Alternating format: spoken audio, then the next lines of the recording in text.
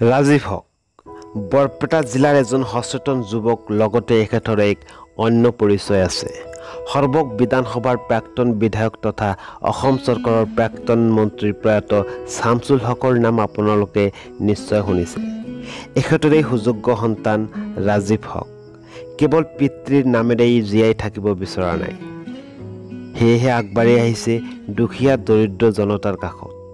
কেতিয়াবা বানপীড়িত জনতাৰ কাষত থিয় দিছে, আকৌ কেতিয়াবা বহিৰাজ্যত কাম কৰিব যোৱা অসমীয়া শ্ৰমিকে বিপদৰ সন্মুখীন হ'লে নিজৰ গাঁঠিৰ ধন ভাঙি লৈ আনিছে।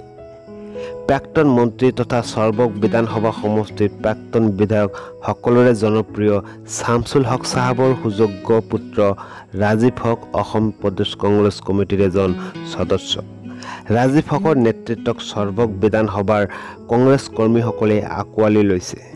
ৰাজীৱ হকৰ নেতৃত্বত যুৱ কংগ্ৰেছৰ সহযোগিতাত সৰ্বক সমষ্টিৰ যুৱ কংগ্ৰেছৰ সভাপতি ফাৰুক খানৰ সভাপতিত্বত বৰপেটা জিলা পৰিষদৰ মাননীয় সদস্য এম হাবিবুল্লাহ, 18 নং মৈৰাঝাৰ খৈৰাবাৰী জিলা পৰিষদৰ সদস্য ৰিংকু হক, অনিৰুদ্ধ মণ্ডল, তমেজ আলীৰ উপস্থিতিত শতাধিক বিভিন্ন দলৰ কৰ্মীয়ে কংগ্ৰেছ দলত যোগদান কৰে।